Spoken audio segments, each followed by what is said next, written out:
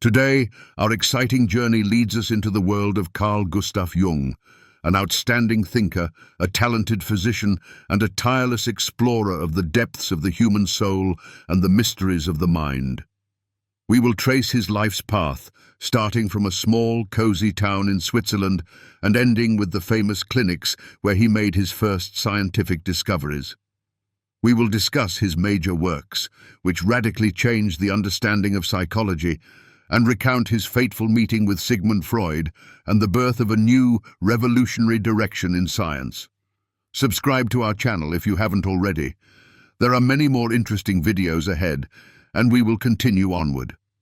This is a story about an extraordinary individual who listened attentively to the depths of the mind, as if he were heeding ancient myths whispering from the very darkness. It is a story of how science and mysticism met to help us better understand ourselves and the world around us. Make yourself comfortable and let the mesmerizing sounds of the campfire and this amazing story transport you to a world of discoveries and mysteries that await you. This will not just be an ordinary lecture, but a real journey that may inspire you to look deeper into your own dreams and thoughts and discover new horizons of self-knowledge. Carl Gustav Jung was born on July 26, 1875, in Switzerland, in the humble town of Keswil.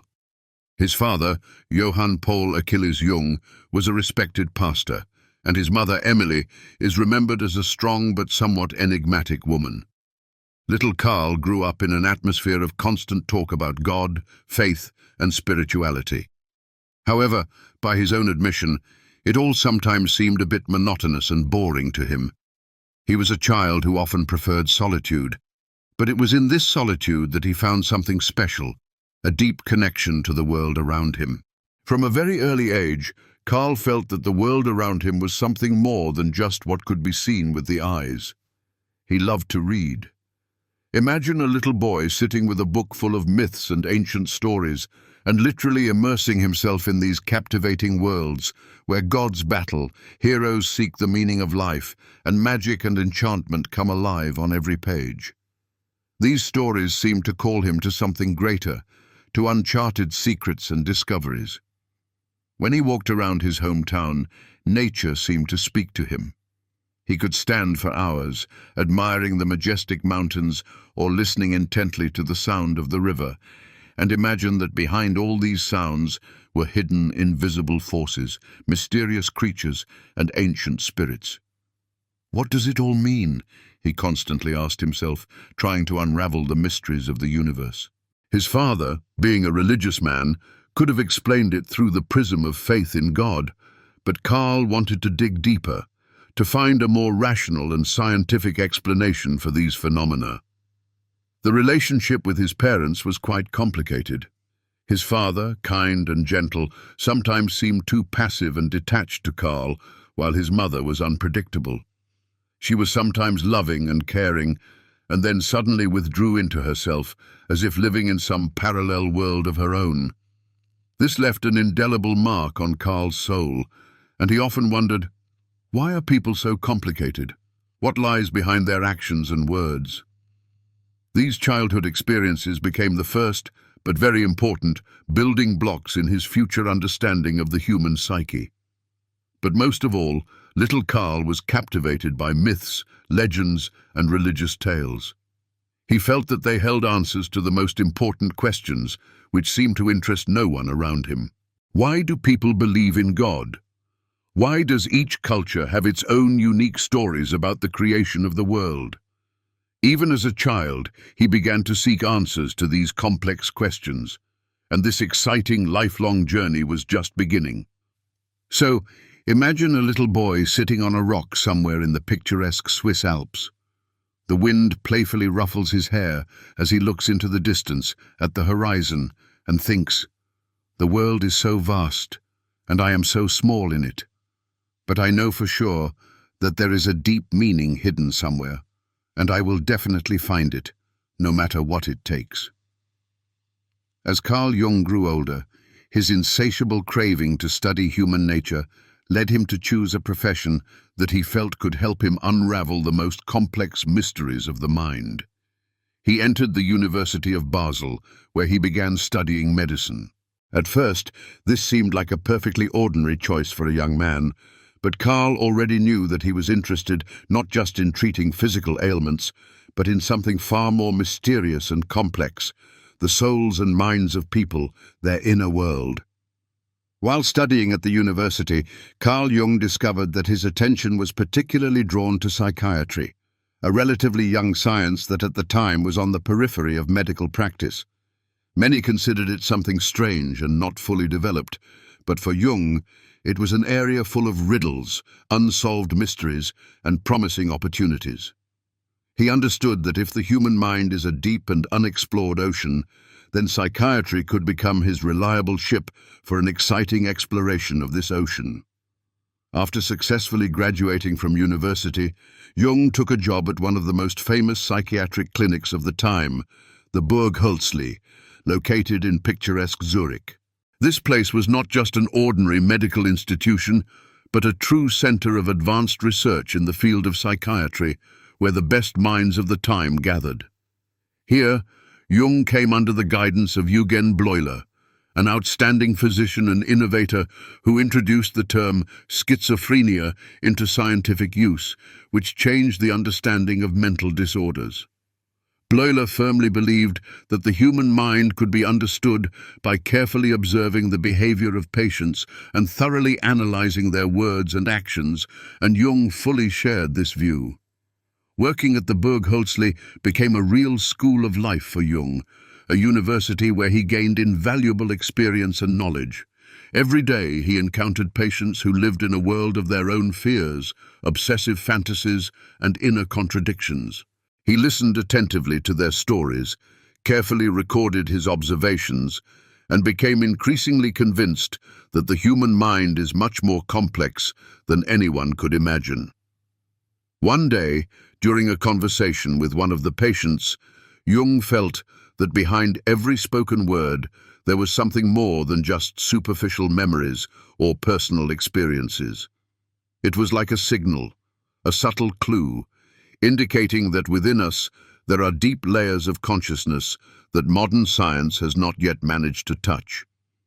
These thoughts haunted him, and it was during this time that ideas began to form in his mind that later became the basis of his famous theory of the collective unconscious, which had a huge impact on the development of psychology. Jung not only learned from his mentors, but also actively conducted his own scientific experiments. For example, he used the method of associative testing, in which patients had to answer the words spoken by the doctor as quickly as possible. At first glance, this seemed like a simple and straightforward exercise, but Jung noticed that when a patient begins to hesitate, delays in answering, or changes his intonation, this may indicate the presence of hidden, repressed emotions or even deep psychological traumas. This method clearly confirmed his speculation that there are hidden processes in the human mind that have a significant impact on our thoughts, feelings, and actions, often against our will. Every day spent in Burg Hölzli was a new challenge for him, but at the same time, an inexhaustible source of inspiration that fueled his scientific interest. Here, he began to understand that in order to really help people suffering from mental disorders, it is necessary not only to study the symptoms of their diseases, but also to penetrate into the depths of their souls, to understand their inner world. And this was the beginning of a long and difficult journey that transformed the young Dr. Carl Jung into one of the most outstanding and influential thinkers of his time, whose ideas still inspire scientists and psychologists around the world. In 1907, Carl Jung turned 32, and he had already established himself as a brilliant psychiatrist and a talented researcher with great promise. While working at the Burg Hölzli clinic, he actively experimented with various treatment methods and developed his own original ideas about the unconscious, which differed from generally accepted theories. His innovative experiments with associative tests and careful observations of patients gradually became known in scientific circles, attracting the attention of colleagues and causing lively discussions. At the same time, the name of Sigmund Freud, the author of a new revolutionary theory of psychoanalysis, began to sound louder and louder, eclipsing other scientific directions. Freud argued that the unconscious plays a key role in the formation of the human psyche, and for Jung, this idea was unusually close and consonant with his own thoughts and research. Jung read Freud's works with genuine interest and enthusiasm. In particular, he was especially impressed by the famous book, The Interpretation of Dreams, in which Freud analyzed in detail the symbolic language of dreams and their connection with a person's unconscious desires. Jung felt that he had found a like-minded person, someone who also seeks to penetrate into the innermost secrets of the human mind, unravel its mysteries, and understand its nature. And then he decided on a bold and responsible step. He wrote a letter to Freud, in which he expressed his admiration for his work and offered his cooperation. Freud, who was already in his 50s at the time, was flattered by the attention of the young and promising scientist, seeing in him potential and talent. A lively correspondence ensued, full of deep reflections on human nature, the unconscious, and psychoanalysis. When they first met in Vienna, their conversation lasted for a full 13 hours without a break, as if they were afraid to miss even one of each other's thoughts. Envision two individuals who seemed to find their own thoughts mirrored in each other, two geniuses united by a shared passion for understanding the human psyche. Freud saw in Jung a potential heir to his ideas, a successor who could continue his work and develop psychoanalysis, and began calling him the crown prince of psychoanalysis, which was the highest praise and recognition. For Jung, it was as if his own achievements were being acknowledged, and it was an inspiration for further work and new discoveries. Jung began to actively participate in the development of psychoanalysis, contributing his own insights to this burgeoning science. He actively assisted Freud in spreading his revolutionary ideas beyond Vienna, especially in German-speaking countries, and even across the ocean to the United States of America, where psychoanalysis was not yet widely known. Together, they organized the first international conferences on psychoanalysis, where they discussed the influence of the unconscious on dreams, childhood memories, and various neurotic disorders. Their fruitful collaboration was not merely professional. They became close friends, despite the significant age difference and some cultural distinctions. Jung genuinely admired Freud's sharp intellect and profound knowledge, while Freud, in turn, saw in Jung the person who could unite various scientific disciplines and help psychoanalysis become a universally recognized and respected field of science. However, even in the early stages of their close collaboration, there were moments that suggested their paths might inevitably diverge at some point. Jung felt that Freud was too fixated on sexuality, considering it the primary and almost sole source of all mental problems and conflicts. For Freud, sexuality was a sort of universal key to understanding human nature, but Jung could not agree with such a one-sided and limited approach. He saw the human mind as something far more complex, multifaceted, and even mystical, something that could not be reduced solely to sexual urges and experiences. Despite these disagreements, their early collaboration became an important and fruitful stage, not only in their personal lives, but also in the development of psychology as a whole. It was during this period that Jung began to actively formulate his own unique ideas, which later developed into his original and distinctive concept of analytical psychology, significantly different from classical psychoanalysis. These years spent side by side with Freud were filled with the energy of discovery, bold hypotheses, and a relentless pursuit of truth. Jung absorbed much from psychoanalysis, but even then he felt that his path would be different, broader, and deeper than the one Freud offered. Their collaboration, initially full of energy, enthusiasm, and mutual respect, gradually began to show increasingly noticeable cracks, which ultimately led to a complete break. It all started with Jung increasingly disagreeing with the fundamental tenets of Freud's theory. He believed that Freud greatly exaggerated the role of sexuality, viewing it as the root of all human problems and neuroses. For Jung, the human mind was a much more complex and multifaceted system, not reducible to mere sexual instincts. He believed that the psyche includes not only a person's personal experience, but also something much deeper and more universal, what he later called the collective unconscious, which holds universal human symbols, archetypes, and mythological images. Freud, for his part, began to see Jung as a potential threat to his teachings, fearing that the young and ambitious colleague might lead psychoanalysis toward mysticism, philosophy, and religious beliefs, which, in his opinion, could undermine the scientific status of psychoanalysis.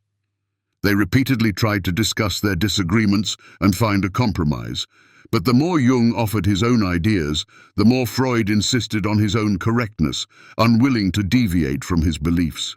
Once, during a particularly heated argument, Freud even said to Jung in a rather categorical manner, "You must accept psychoanalysis as dogma.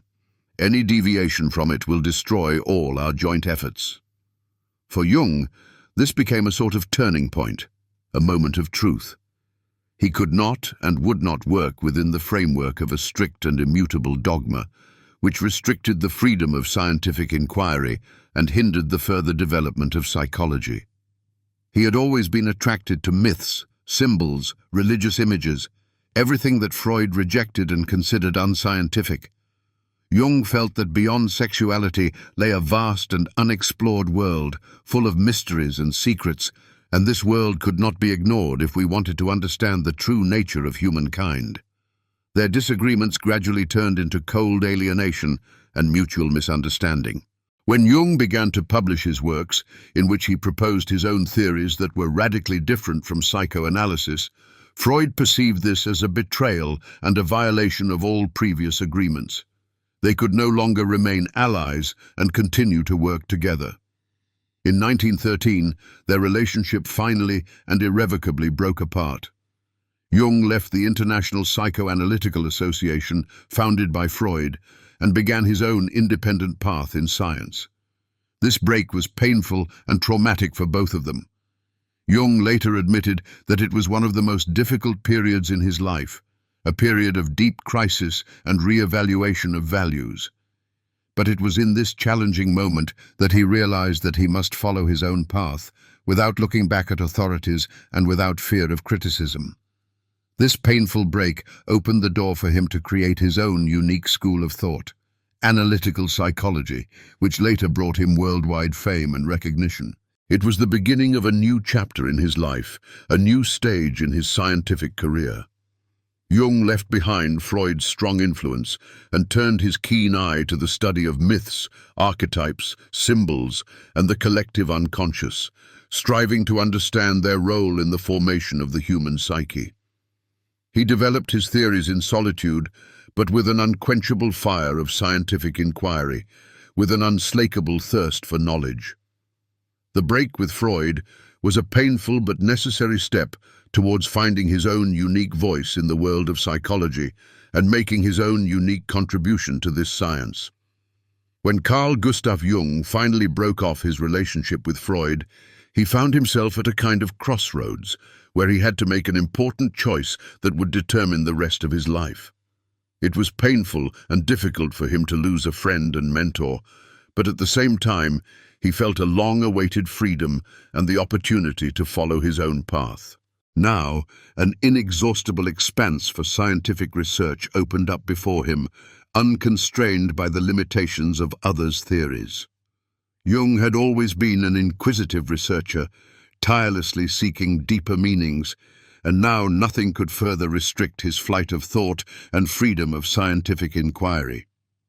After the painful break with Freud, Jung began to actively develop his own unique approach to the study of the human psyche, which he called analytical psychology, to emphasize its difference from classical psychoanalysis.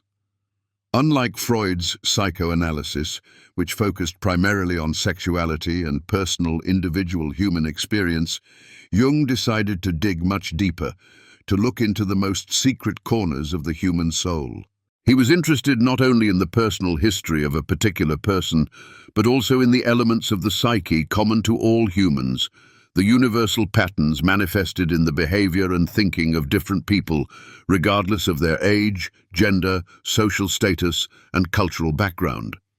Jung believed that within each of us there is something common, a collective experience that he called the collective unconscious. This is a layer of the psyche common to all people living on the planet, regardless of their culture, historical era, or geographical location. He believed that this collective unconscious holds archetypes, universal images, symbols, and ideas that manifest themselves in myths, fairy tales, religious texts, and even in our dreams, shaping our perception of the world and determining our behavior. But how to prove that archetypes really exist and that they are not simply a figment of the imagination? To confirm his theory, Jung began to carefully observe how his patients described their dreams and experiences, paying particular attention to recurring motifs and symbols. He noticed that even people from different parts of the world who had never communicated with each other and did not know of each other's existence told of similar images: heroes, dragons, wise old men, dark shadows, omnipotent mother figures. These universal images seemed to Jung to be a kind of key to understanding the depths of the human psyche, a link between the conscious and the unconscious. Jung developed a unique approach to working with his patients, which differed significantly from traditional psychoanalysis. He addressed not only their personal memories and traumatic experiences, but also the symbols that spontaneously appeared in their dreams and fantasies, trying to understand their hidden meaning. He believed that dreams are a kind of bridge between the conscious and the unconscious, and through them we can see what is happening in the depths of our souls, what is hidden from our conscious perception.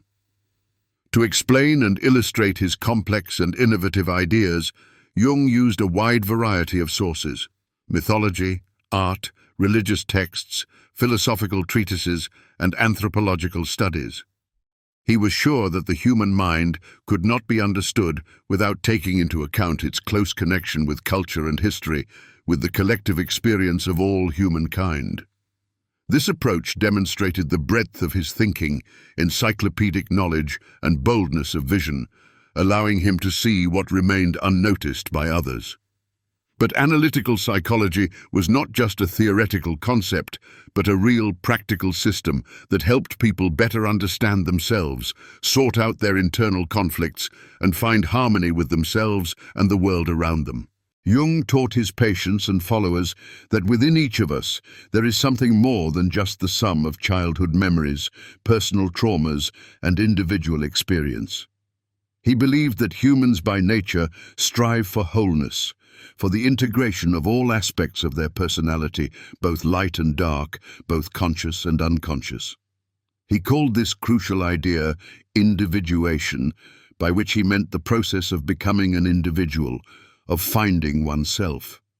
Individuation, according to Jung, is a complex and lengthy process in which a person becomes aware of and accepts all aspects of their psyche, both light and dark, conscious and unconscious, striving for their harmonious combination.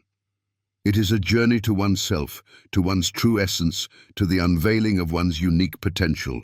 He said that every person carries a shadow within them, a hidden, often suppressed and unacknowledged side of their personality, and that only by facing it and accepting it can we become whole and harmonious individuals. Jung did not simply create theories and write scientific articles. He actively taught people, generously shared his knowledge and experience, wrote books, lectured, and held seminars. His ideas resonated not only with doctors and scientists, but also with artists, writers, poets, philosophers, and those in other creative professions. He opened doors for many into the world of symbols and archetypes, suggesting how to look within and find answers to the most important questions. Thus began the era of analytical psychology, a new direction in psychology that had a tremendous impact on 20th century culture. Jung became the recognized leader of this new field, which inspired people around the world, helping them to find meaning in life and understand their place in it.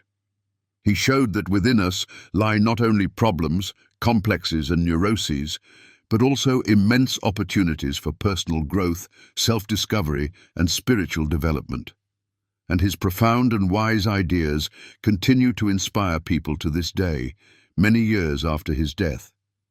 After a painful break with Freud and the beginning of his own path in analytical psychology, Carl Gustav Jung felt a strong need to go beyond the usual boundaries of European culture and science.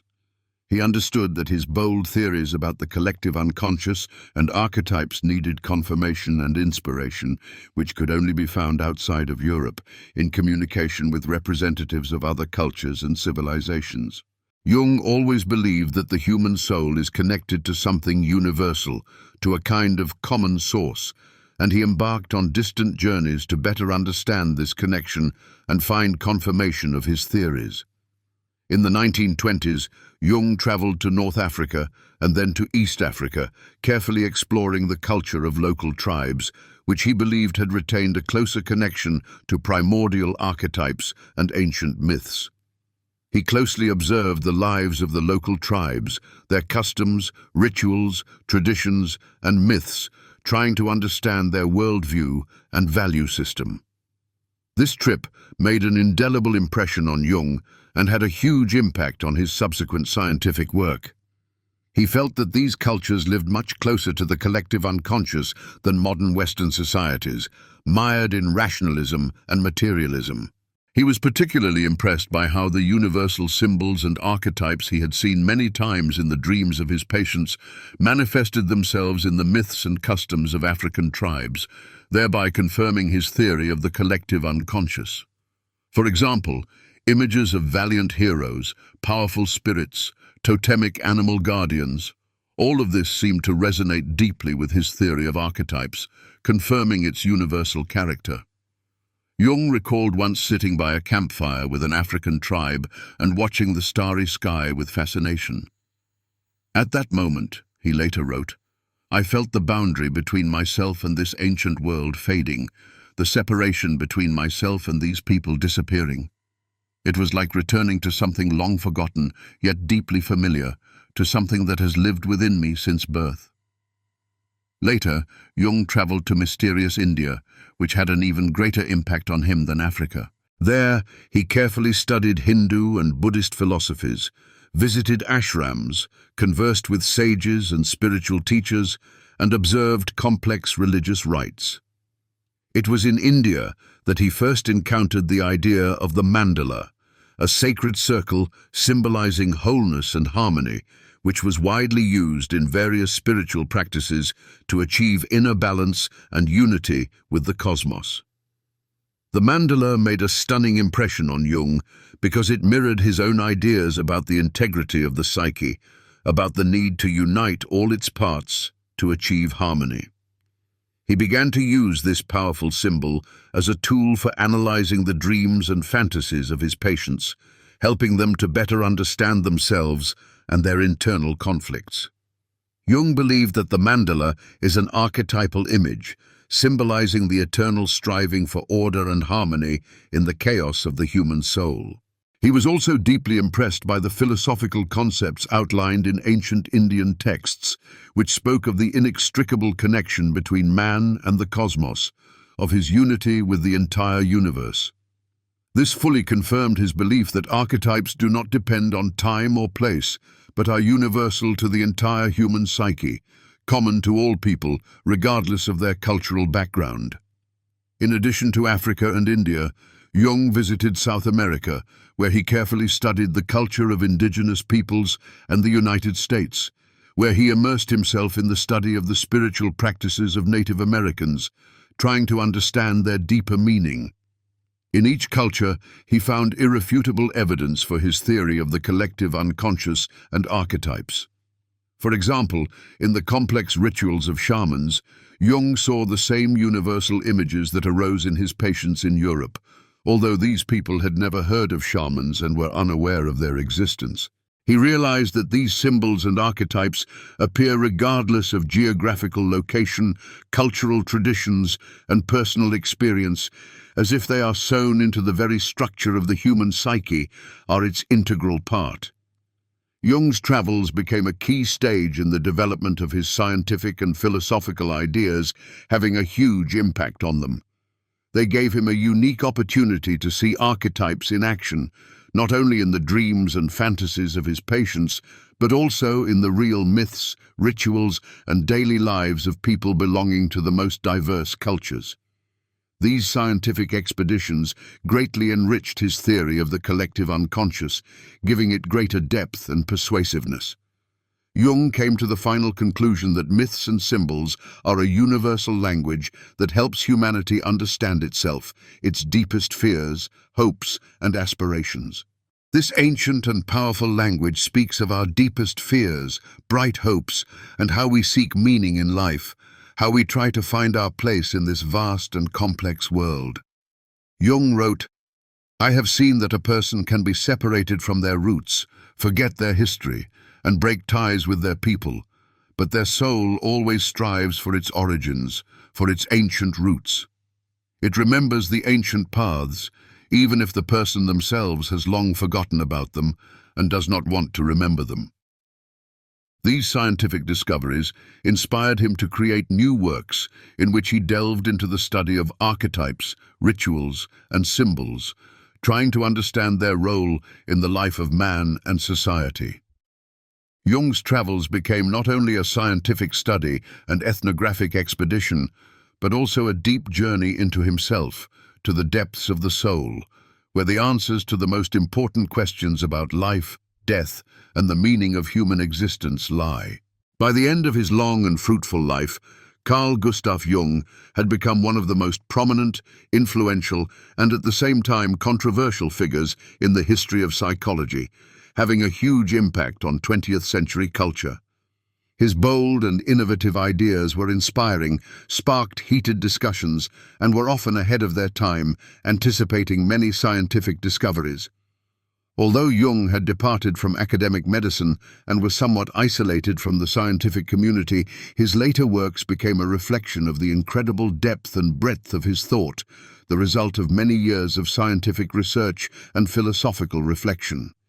Jung continued to deepen his research into symbols and archetypes, creating many innovative texts that skillfully connected psychology with philosophy, art, religion, and mythology, creating a holistic picture of human existence. In his famous book, Answer to Job, he turned to biblical history, trying to comprehend the complex relationship between man and God, as well as to consider the eternal problem of the nature of good and evil and its manifestation in the human soul. This work caused much controversy and criticism, but for Jung himself, it became an important attempt to understand how ancient mythical images penetrate people's spiritual lives, shaping their moral values and determining their behavior. His deep interest in religious symbols and archetypes was also evident in other later works, such as Psychology and Alchemy and Mysterium Coniunctionis, in which he showed how ancient alchemical texts reflect the deep processes of the human psyche, revealing its hidden possibilities. Jung saw alchemy as a kind of metaphor for the transformation of the soul, where each stage of this ancient process symbolized the gradual movement of man towards wholeness and self-realization. One of Jung's most original, mysterious, and controversial ideas was the concept of synchronicity, which continues to spark debate and discussion among scientists and philosophers. He suggested that there are events in the world that are not causally related, but have a deep symbolic meaning, coinciding in time and circumstances. For example, when a person is intensely thinking about someone, and at that moment that person suddenly calls them on the phone or unexpectedly comes to visit. Jung believed that such strange and inexplicable coincidences are not just random coincidences, but a manifestation of the deep interconnectedness between the inner world of man and the outer world, a kind of signal sent by the universe.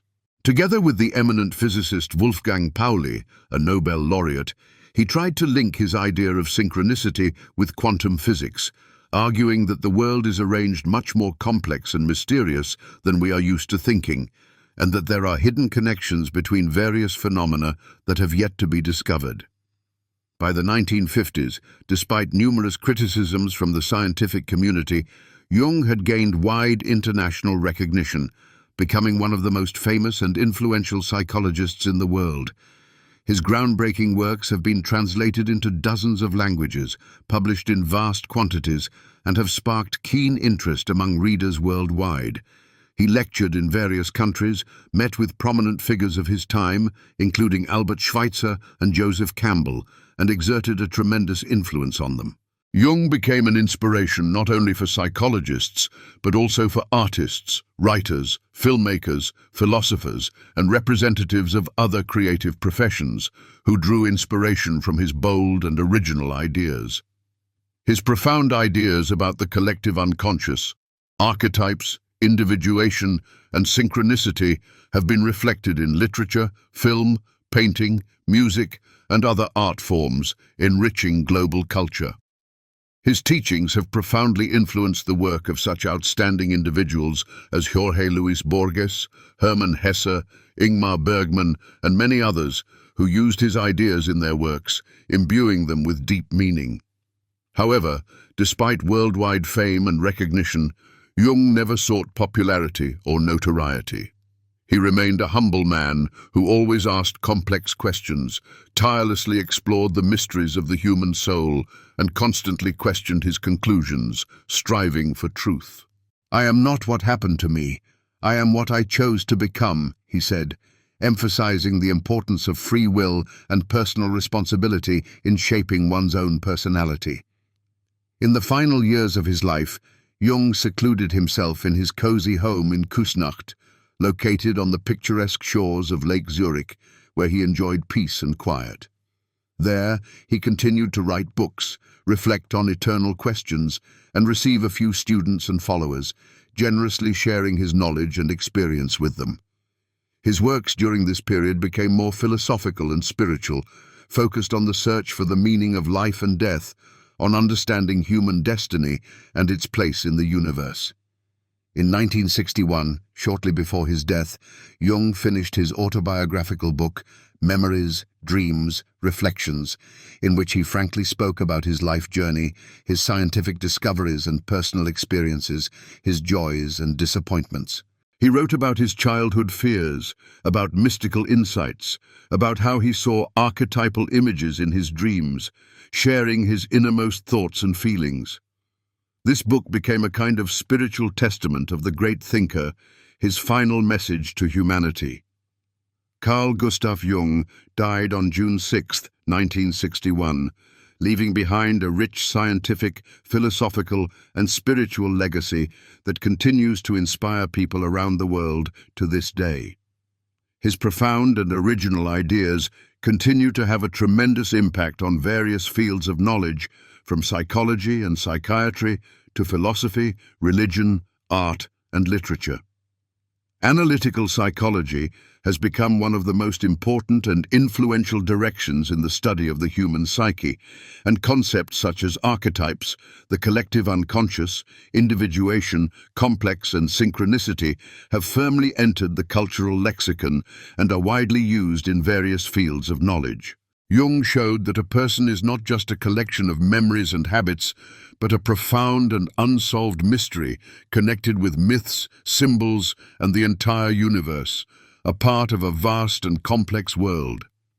His wise teaching reminds us that the path to self-knowledge is an endless and fascinating journey, where each step brings new discoveries and brings us closer to understanding the truth. Continuing our conversation about how Jung approached the study of the psyche, how his ideas about the collective unconscious became the cornerstone of his theory, and how they influenced the development of psychology. Let's now delve into what this mysterious collective unconscious is and how it affects our lives. We have already talked about how Jung tirelessly sought deep meanings in the human psyche and finally concluded that, in addition to personal experiences and individual experiences, there is something much more universal, common to all people, regardless of their cultural and historical background. And here the concept of the collective unconscious comes into play, without which it is impossible to understand Jung's analytical psychology. Imagine that, In addition to everything we experience in our personal lives, in addition to our individual memories, thoughts and feelings, there is also a huge layer of the psyche that stores the experience and knowledge of all mankind, accumulated over thousands of years of history. It is as if not only our personal memories live in us, but also something much more ancient and common to all people, regardless of where and when they live, what they eat, and what they believe in. Jung believed that this collective unconscious is not just common to all people, but truly universal. That is, having the same structure and content for all members of the human race. In other words, we are not born with an absolutely clean consciousness, but come into this world with a certain innate inner set, with a set of archetypes that shape our perception of the world and influence our behavior.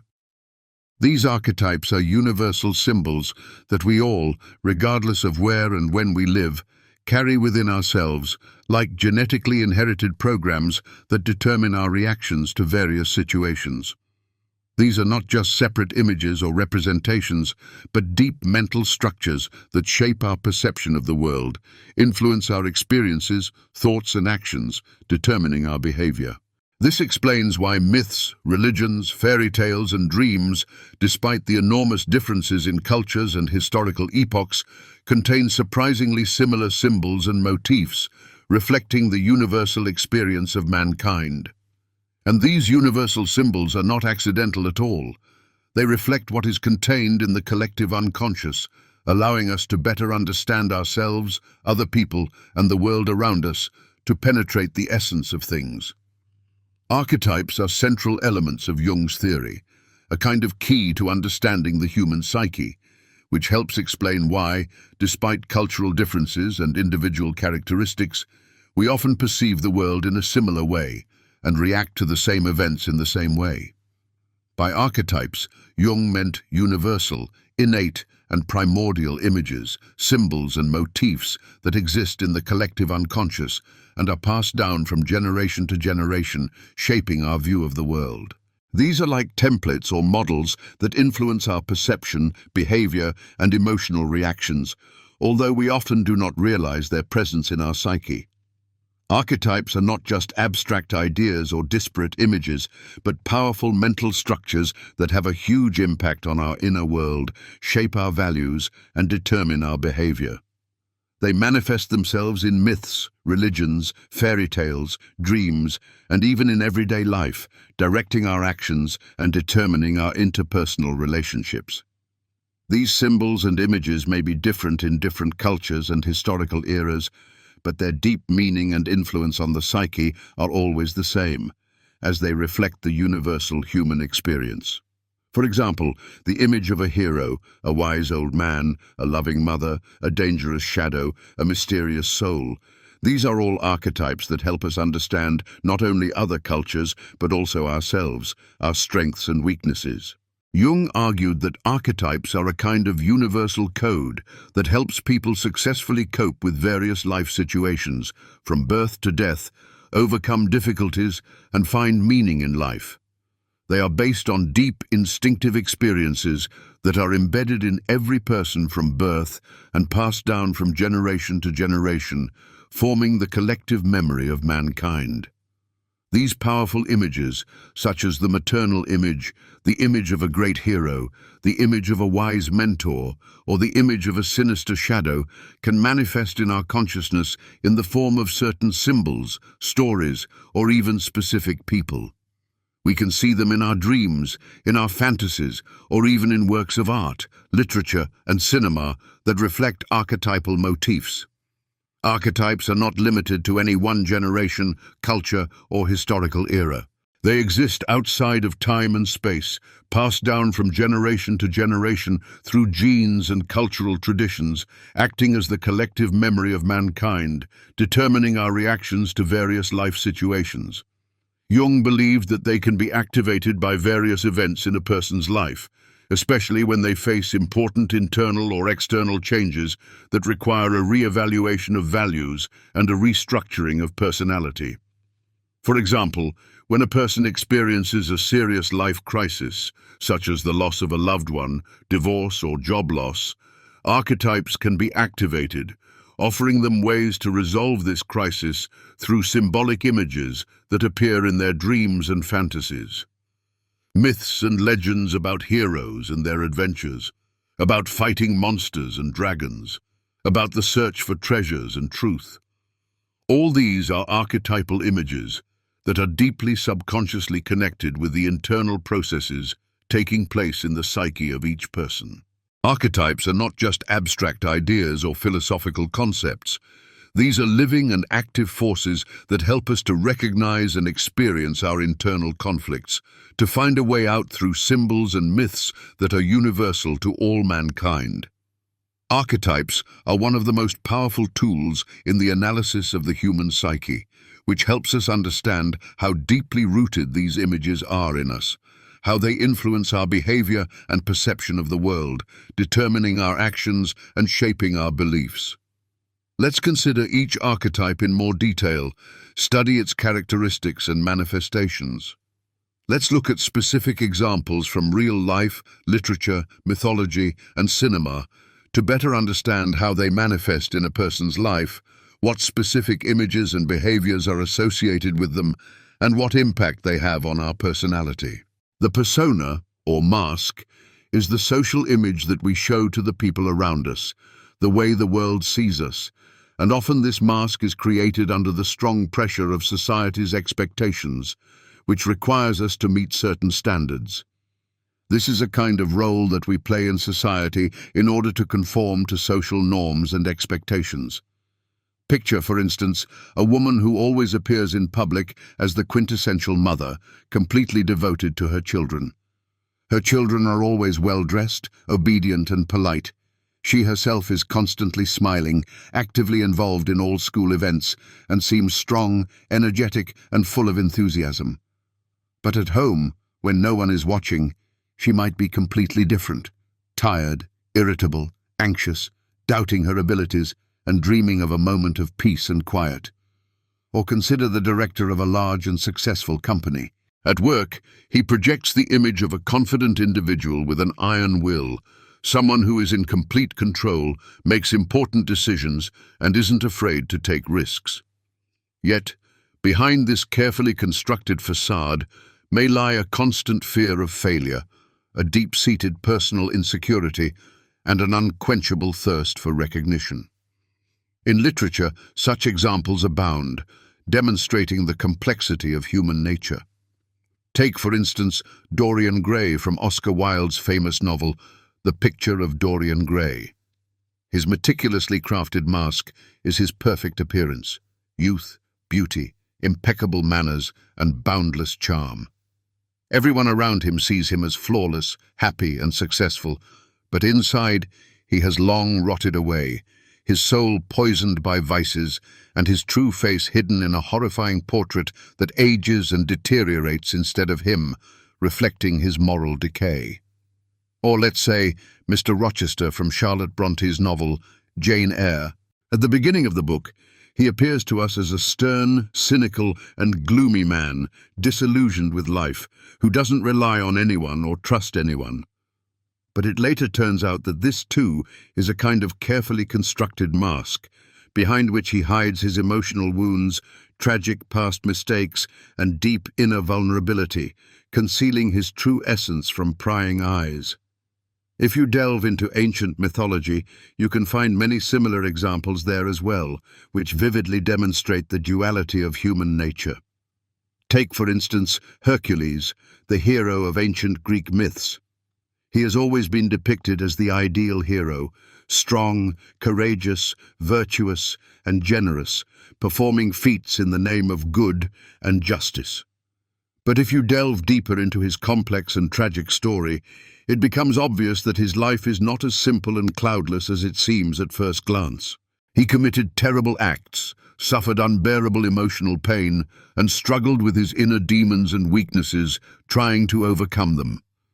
This demonstrates that even behind the mask of a great and invincible hero, there is often an ordinary person with their internal conflicts and contradictions. Or consider the figure of the supreme god Odin from Norse mythology. He often pretended to be someone else, changing his divine appearance to travel discreetly among ordinary mortals and better understand their lives. He disguised himself as a wanderer, a wise old man, or a poor merchant to learn how the world worked. But these constant transformations alienated him from his own divine nature and made him lonely. And what's interesting is that in our daily lives, social masks help us successfully navigate various situations, adapt to society, and build interpersonal relationships. However, sometimes they can also harm our psyche by distorting our true selves. For example, if someone constantly plays the role of an eternally cheerful and optimistic person to avoid upsetting those around them with their bad mood, they may start to ignore their true feelings, hiding even from themselves that they are sad, lonely, or burdened. Or conversely, it happens that someone becomes so accustomed to their professional or social role, such as the role of a strict boss or an exemplary family man, that even at home, among loved ones, they cannot fully relax and be themselves, fearing to lose their authority. This archetype reminds us of the importance of understanding what social roles we play in society, what masks we wear in different situations, and not forgetting who we really are, our true essence. After all, social masks can be useful and necessary, but behind them, there should always remain something real, something genuine. The shadow is an archetype that seems like an extension of the mask, only on the other dark side. If the mask shows what we want to present to the world, then the shadow, on the contrary, hides what we conceal not only from other people, but often from ourselves as well, what we are ashamed to admit about ourselves. These are the aspects of our personality that seem undesirable, unacceptable, immoral, or unworthy to us, and we try to push them out of our consciousness, suppress them, and forget about their existence. But, like the mask, the shadow is an important and integral part of us, and ignoring it is impossible because it will still manifest itself in our lives, albeit not directly, but indirectly, through roundabout ways. Imagine, for example, a person who always tries to be kind, responsive, and friendly towards those around them, avoiding conflicts and trying to please everyone. They are known as pleasant, polite, responsive, and non-confrontational.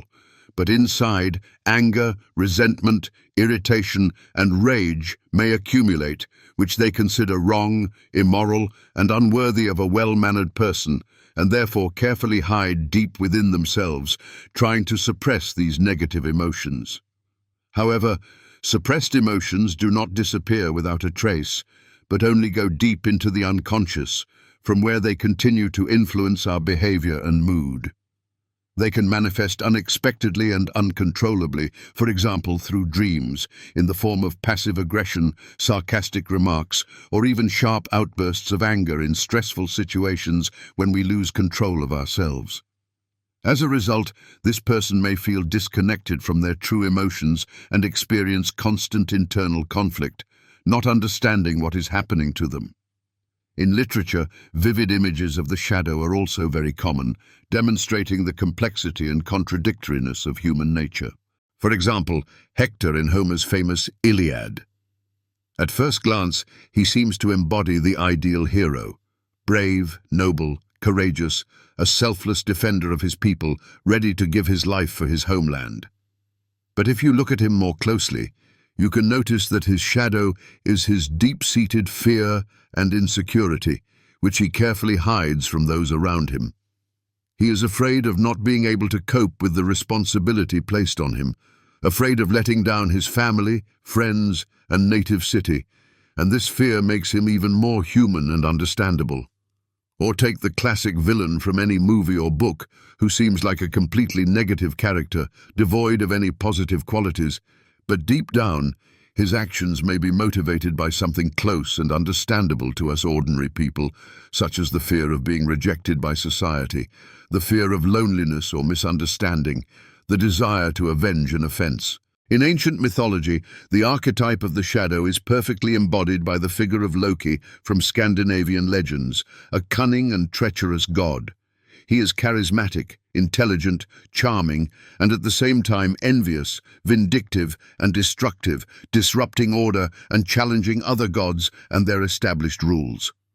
Loki is the embodiment of everything that the gods do not want to notice in themselves: cunning, envy, lust for power, and the desire for freedom at any cost. And in everyday life, the shadow is something that is important not just to suppress and ignore, but to be aware of, recognize, and integrate into your personality. For example, if you suddenly notice unexpected and uncontrollable outbursts of aggression in yourself that are completely inconsistent with your idea of yourself as a calm and balanced person, you should think about what causes these outbursts, what provokes them, what deep-seated reasons lie at their core. Maybe it's suppressed grievances that you've been ignoring for a long time, or a strong desire for something that you don't allow yourself to express for fear of judgment. The shadow is not necessarily always bad and negative. It can also be a source of tremendous strength, inexhaustible energy, and creative inspiration if you learn to work with it properly. For example, fear can tell you what is really important to you in life, and anger can provide the necessary energy and motivation for positive change, helping you to change the situation for the better. The most important thing is not to suppress or ignore your shadow, but to honestly look it in the face. Try to understand what it is trying to tell you, what hidden needs and unrealized desires are behind these dark emotions. If the archetype of the shadow forces us to look at those aspects of our personality that we usually try to hide or suppress, then the next archetype leads us into even deeper waters of the inner world, opening up new horizons of self-knowledge. Anima and animus are not about struggling with negative traits or suppressing unwanted qualities, as is the case with the shadow, but about our subconscious and unquenchable striving for wholeness, for the harmonious integration of all aspects of one's personality. These enigmatic archetypes help us see and understand that part of ourselves that is connected to the opposite sex, that part of our personality that often remains in the shadow of our conscious self, hidden from prying eyes. Anima and animus are archetypes that denote the hidden part of our personality associated with qualities and characteristics traditionally attributed to the opposite sex. If you are a man, then anima is your inner feminine side, and if you are a woman, then animus is your inner masculine side, that part of your personality that is the opposite of your gender. But you should not confuse these concepts with the idea that you suddenly become like a member of the opposite sex and start behaving like a woman if you are a man, or like a man if you are a woman. Rather, it is about images, qualities, character traits, and behavioral patterns that are traditionally associated with the opposite sex, about what is the opposite of your usual view of the world. For example, if you are a man, then you have anima, that part of your personality that is responsible for emotions, intuition, empathy, the ability to feel, empathize, show tenderness, be gentle, caring, and understanding towards other people. This is that part of you that is not always convenient to show to others, especially if society imposes stereotypical ideas about what a real man should be like, requiring you to be strong, courageous, and rational to the bone, suppressing your feelings. And if you are a woman, then you have animus, your inner masculine side. It embodies willpower, determination, logic, rationality, the capacity for analysis, the readiness to stand up for oneself, and the ability to make decisions and take responsibility. These are the qualities that are sometimes suppressed and devalued in women when they are told, "You must be sweet, modest, feminine, and compliant. Don't take initiative." Examples of the manifestation of anima and animus are most easily understood through concrete life situations by observing the behavior of people around us. Take, for instance, a man who at first glance seems gruff, austere, harsh, and reserved in expressing emotions, yet in his heart he writes poetry, might cry while watching a touching film, or dreams of someone hugging him, holding him close and saying, "I understand you. I'm here for you." This is a vivid manifestation of his anima, his hidden feminine side, which yearns for beauty, tenderness, harmony, and depth of feeling. Or imagine a woman who outwardly seems sweet, modest, gentle, and tender. But suddenly, in a difficult and critical situation, she takes all the responsibility upon herself, displays incredible determination, and says, "All right, enough panicking. I'll take care of everything myself," and confidently begins to direct the actions of others, saving the situation. This is her animus, the inner masculine force that awakens when she needs to protect herself, her loved ones, or her interests. Now, let's turn to characters from literature to better understand the archetypes of the anima and animus. Remember Hermione Granger from the Harry Potter series? For Harry, she is not just a loyal and devoted friend. She symbolizes his inner anima, the part of his personality that helps him think logically, analyze information, be wise, and rely on knowledge and a rational approach when he acts impulsively and instinctively, succumbing to emotions. Thanks to Hermione, Harry discovers these important qualities within himself, which help him successfully fight evil. And for women, such charismatic and enigmatic characters as Mr. Darcy from Jane Austen's novel Pride and Prejudice often play the role of the animus. He seems strict, proud, arrogant, and self-confident, but deep down he is a kind, sensitive, fair, and noble person, capable of strong feelings. He is the kind of man through whom the novel's protagonist, Elizabeth Bennet, learns to be strong, independent, self-assured, and to believe in her own abilities. And if we turn to ancient myths, we can see that Aphrodite, the Greek goddess of love and beauty, is the ideal embodiment of the anima for men. Her ethereal beauty, tenderness, sensuality, and gentleness attract men, enchant them, and evoke the most sublime feelings in their hearts. But it's not just about outward attractiveness. She embodies their eternal striving for harmony, tenderness, emotional intimacy, for something that seems almost unattainable in real life. Conversely, for women, Odin from Norse mythology, the supreme god, could serve as an example of the animus. Wise, cunning, strong, just, and fearless, he embodies the qualities that help women make difficult decisions, remain steadfast in the face of adversity, defend their interests, and achieve their goals. In essence, the anima and animus are like hidden halves of ourselves, two sides of the same coin. They help us to be more complete, harmonious, and well-rounded individuals, revealing those qualities and character traits that usually remain behind the scenes, hidden from prying eyes. A man who acknowledges and develops his anima becomes more emotionally mature, sensitive, and better able to understand and empathize with other people. A woman who discovers the animus within herself gains self-confidence, inner strength, independence, and the ability to successfully cope with any difficulties. Together, these archetypes make us who we are, but a little more complex, interesting, and multifaceted. If the anima and animus help us find balance within ourselves, harmonize our personality, and better understand ourselves, then the archetype of the sage turns our gaze beyond personal boundaries, compels us to strive for knowledge, experience, and the search for truth, expanding our consciousness. The sage is one who possesses a deep understanding of life and rich life experience, one who is able to see the essence of things and possesses valuable knowledge, becoming a mentor, advisor, and guide who helps other people navigate complex situations and find the right direction in life. In everyday life, we often encounter such people, although we don't always realize it. For example, it could be a senior and more experienced colleague at work who not only shares their knowledge and professional skills, but also gives wise advice that makes you think, rethink your views, and independently find the right solution to a problem. Or a teacher who does not give direct answers to your questions, but skillfully guides you so that you come to the correct conclusion yourself, unlocking your own potential and developing critical thinking. The sage is not just a smart person with a large amount of information, but someone who sees the big picture, who has deep insight and helps other people see what they have not noticed before, opening their eyes to the truth. In literature, the image of the sage is very common, appearing in a wide variety of works.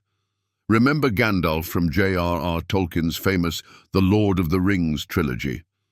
He does not take on the main task of destroying the One Ring, does not carry it to Mordor, and does not fight directly with Sauron, but he skillfully guides Frodo Baggins and other heroes, gives them valuable advice, shares his wisdom, and provides them with the necessary tools to overcome all trials. His presence is not always noticeable and obvious, but it is crucial to the success of the entire mission. Without his wise guidance and help, the heroes simply would not have coped with the task. And in mythology, the sage can look completely different, taking on different guises. For example, Hermes in ancient Greek myths is not only a messenger god, an intermediary between gods and humans, but also a guide of souls to the realm of the dead, one who helps heroes understand their true purpose, shows them how the world works, opens their eyes to the truth, and teaches them how to overcome their fears and doubts. His wise advice, valuable knowledge, and insight are precisely what helps heroes take an important step forward, make the right decision, and get on the right path. The archetype of the sage reminds us that true wisdom is not only possessing knowledge, but also being able to share it with other people, guide them on the right path, help them unlock their potential, and be a source of inspiration for those around them. In real life, everyone can find such a sage, whether in the form of an experienced mentor, a loyal friend, a loving parent, or even a book that suddenly opened your eyes to something important, changing your life. And sometimes we ourselves become sages for other people when we share our experiences, give wise advice, or help them find a way out of a difficult situation. If the archetype of the sage helps us understand where to move, how to find the truth, and how to live correctly, then the archetype of the hero is the one who embodies movement forward despite any obstacles. The archetype of the hero symbolizes the eternal human desire to overcome external and internal obstacles for personal transformation, self-improvement, and achievement of the goal, despite all the difficulties and risks. This is not only about physical battles, military exploits, and victories, but also about the courageous struggle with one's own fears, weaknesses, limitations, and shortcomings, about spiritual growth and personal maturity. The hero is one who decides to take a bold step towards a challenge, defy fate despite all the risks, dangers, and possible failures. In real life, heroism can manifest itself in various forms, in the most ordinary situations, when a person shows courage, resilience, and self-sacrifice.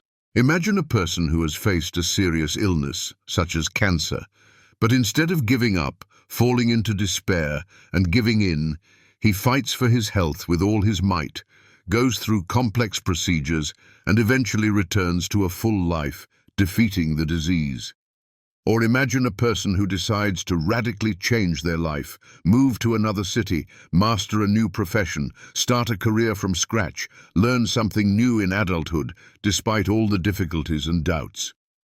The hero is not always the one who wins, but always the one who goes forward, despite any difficulties, who does not give up in the face of danger, and does not deviate from their goal. In literature, images of heroes abound in a wide variety of works. Hector and Achilles from Homer's Iliad, Harry Potter from J.K. Rowling's book series, Superman, Spider-Man, and other superheroes from comics, all of them, despite their differences, face enormous challenges and successfully overcome them, often risking their lives for something greater than themselves. Achilles fights not only for glory and immortality, but also to protect the violated honor of his friend Patroclus, to avenge his death. Hector bravely fights for his home, for his family, and for his people, protecting them from enemies, sacrificing himself. And Spider-Man learns to combine his personal desires and aspirations with the enormous responsibility of saving other people, protecting his city from crime. Ancient mythology is full of vivid examples of the archetype of the hero, demonstrating its various manifestations. Perseus, who defeated Medusa Gorgon, at first glance seems like an ordinary warrior who simply kills terrible monsters. But his long and dangerous journey is something much more than just completing a task. He overcomes his own fears and doubts, accepts difficult challenges that he never even thought he could ever cope with, and eventually completely transforms himself, becoming a true hero. This is the essence of the archetype of the hero. Through overcoming difficulties, encountering dangers, and fighting his own demons, he becomes not only stronger, but also wiser, changing himself and the world around him. The archetype of the hero reminds us that each of us can become the hero of our own life, overcoming obstacles, realizing our potential, and creating something valuable for ourselves and for others. It's not always about conquering mythical dragons or selflessly saving the world from global catastrophe. Sometimes, true heroism simply means taking that first brave step when you're scared and uncertain, making a tough and responsible decision, taking ownership of your actions, or refusing to break down in the face of severe trials, all while maintaining faith in yourself and your abilities. A hero is someone who makes a conscious choice to fight for their life, to strive for change and self-improvement despite all the hardships. And this difficult path, no matter how thorny and arduous it may be, always leads to inner growth, spiritual enrichment, and a new, deeper level of understanding of oneself and one's life. If the hero archetype teaches us courage, determination, resilience, and overcoming obstacles, then the mother archetype is the one that embodies infinite care, unconditional protection, unbridled support, and tireless love. The mother archetype is associated with emotional security, nurturing, caring relationships, and everything that helps us grow, develop, heal from emotional wounds, and find the strength to keep moving forward in life without surrendering to difficulties. It's that inexhaustible source of warmth, tenderness, and love that gives us a sense of safety, security, and self-confidence, creating a solid foundation for our entire life, the bedrock of our personality. In real life, the mother archetype manifests in many forms, taking on various guises, but always remaining a symbol of unconditional love and care. This could be a birth mother who supports her child even in the most difficult times, unconditionally accepting them as they are, remaining a reliable support, a true friend, and an inexhaustible source of love and wisdom. Or it could be a beloved grandmother who passes on her valuable knowledge, wisdom, and life experience through care, tenderness, affection, and the creation of a cozy home, filling life with warmth and love.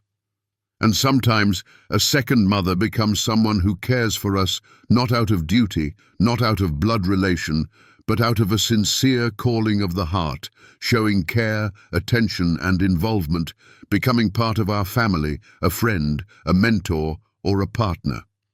In literature, the image of the mother is often associated with something sacred, pure, sublime, and all-powerful in its unconditional love, willing to do anything for the happiness of her child. For example, the Virgin Mary from Dante Alighieri's Divine Comedy is a vivid symbol of a caring, loving, and all-forgiving mother who is a faithful guide and an inexhaustible source of strength for those who need salvation, who have become lost in the dark forest of life. Her luminous image reminds us that maternal love is boundless, all-encompassing, all-forgiving, and always there, even when we do not see it, giving us hope and faith in a better future. In ancient myths, the mother archetype is often connected with the image of nature, fertility, life, and creation, symbolizing fruitfulness and abundance. Think of Demeter from Greek mythology, the goddess of earth, fertility, and harvest, the patroness of agriculture. She not only cares about the fertility of the land, about bountiful harvests, and about the prosperity of humankind, she also symbolizes deep maternal attachment, unconditional love, and sacrifice. When her beloved daughter Persephone disappears, kidnapped by the cunning Hades, god of the underworld, Demeter does everything possible to get her back, embarking on a quest to find her, and the world literally freezes along with her grief, plunging into a barren winter. Her tragic image shows us how strong, deep, all-consuming, and sacrificial maternal love can be, willing to do anything for the happiness of her child. The mother archetype reminds us of the importance of caring for others, of compassion, of empathy, and of love. It is that powerful energy that not only supports us in difficult moments of life, helps us overcome challenges, but also helps us regain strength after difficult trials and move forward, looking confidently into the future. Each of us can be an embodiment of this bright archetype when we support, inspire, warm with our warmth, or simply care for another person, showing empathy and compassion. After all, maternal love manifests not only in the relationship between parent and child, but also in every warm word, every sincere gesture of help, in every manifestation of care and involvement that we give to each other, warming hearts and instilling hope. If the mother archetype gives us care, unconditional love and security, creating a solid foundation for our growth and development, then the child archetype, on the contrary, symbolizes innocence, purity, tenderness, the beginning of a new path, limitless potential that has yet to be revealed and realized in the future. It embodies openness to new experiences, curiosity, the ability to learn, grow, develop, and see the world with genuine curiosity, childlike wonder, and unfeigned amazement, rejoicing in each new day. The child archetype reminds us of how important it is to maintain faith in limitless possibilities, to believe in miracles, to look at the world with optimism, and to perceive life as a fascinating journey full of discoveries and adventures. In real life, the child archetype manifests every time a person starts something new, encounters something unfamiliar and unexplored, feeling a little insecure and confused. This could be the first step in an unknown profession, moving to an unfamiliar city, starting a new romantic acquaintance, beginning to realize a long-held dream, or mastering a new, useful skill. Like a child taking their first steps, we face self-doubt, make mistakes, experience difficulties, but at the same time we experience moments of sincere joy, wonder, and delight, discovering something new and interesting for ourselves. This state of innocence, childlike spontaneity, and openness to the world gives us a unique opportunity to know ourselves and the world around us from scratch, without bias, without relying on old stereotypes and prejudices. In literature, the child archetype is often associated with images of young heroes who are just beginning their life journey, at the very beginning of their long and fascinating journey. For example, Harry Potter, at the very beginning of his amazing story, is a typical image of a child who, quite unexpectedly for himself, finds himself in a magical world of magic, where he has to play an important role. He knows nothing about the rules of this new world. He has to learn, make mistakes, overcome difficulties. But thanks to this, he gradually grows up, matures, develops, and reveals his hidden potential, becoming a real hero. His life path clearly shows that through openness to new experiences, curiosity, and a sincere desire to learn, one can come to true strength, a deep understanding of life and self-realization. In ancient myths, the child archetype is often connected with the idea of the birth of a new life, a new beginning, and with the idea of cyclical renewal, symbolizing eternal forward movement. For example, in Mesopotamian mythology, the goddess Ishtar, who embodies love, fertility, and war, first appears before us in the image of a young and inexperienced girl striving to understand her role in this world, to find her purpose, and to realize her potential. Her search for herself and her place in the world symbolizes the difficult and thorny transition from naive innocence to the realization of herself as a person capable of influencing the course of events and creating her destiny. This is a vivid metaphor for how we, starting small and gradually gaining experience, step by step, discover our true purpose in this world. The child archetype reminds us of the enduring value of new beginnings, that even in the most difficult and hopeless situations, you can always find something bright, kind, and inspiring, giving hope for the best. It teaches us to perceive life not as a heavy burden, but as a wonderful opportunity to grow, develop, become better, learn something new, and find joy even in the simplest and most ordinary things. Every time we decide to make changes in our life, bravely take a step into the unknown, learn something new, allow ourselves to look at the world with childlike wonder and delight, we discover this bright and pure archetype within ourselves, feeling a surge of energy and inspiration. After all, inside each of us, there always lives a child, that part of our personality that sincerely believes in miracles, dreams of a wonderful future, and is not afraid to go towards the unknown. If the child archetype teaches us to see the world with a clean slate and open up to new opportunities, then the trickster archetype is the archetype that turns everything upside down, deliberately destroys familiar structures, breaks stereotypes, and opens the way to necessary changes, stimulating innovation. He often acts through chaos, provocations, pranks, and jokes, violating generally accepted rules and norms, ridiculing the shortcomings of society. But thanks to this, he becomes a catalyst for positive changes and makes us see the world from the other side, from a new angle, expanding our consciousness.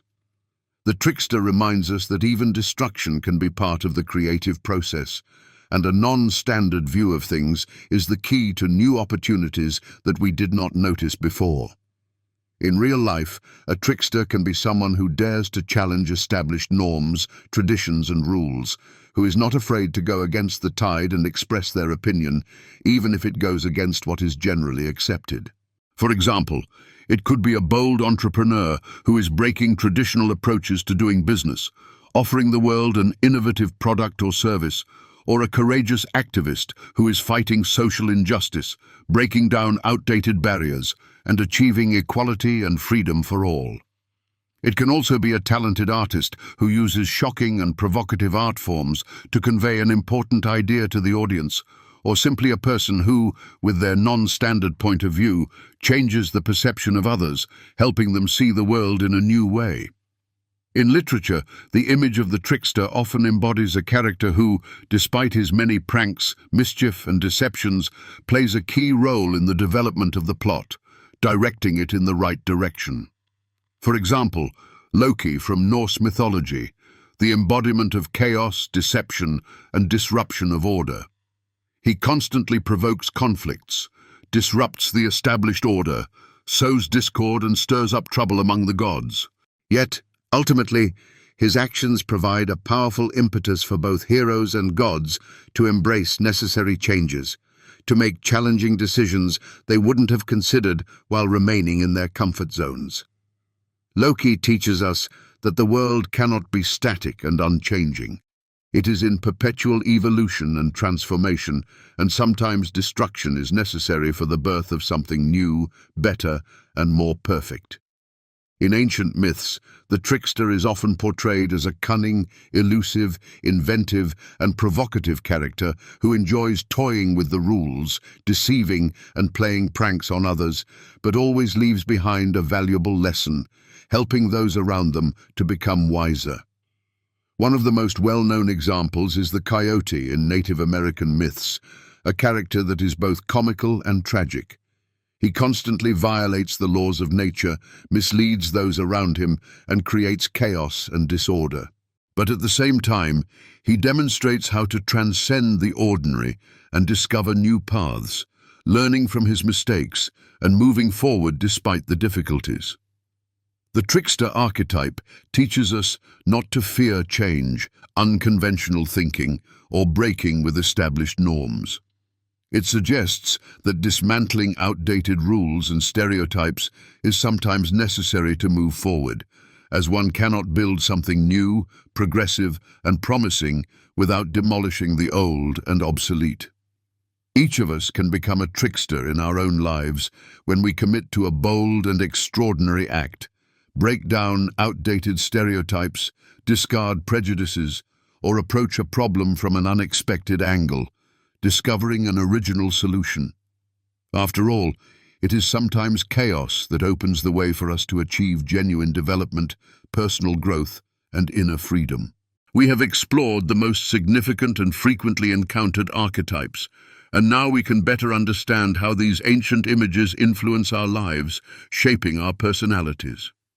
These universal images and social roles are not merely fantasies, fictions, or fairy tale characters, but genuine components of our psyche, reflecting diverse aspects of the human experience.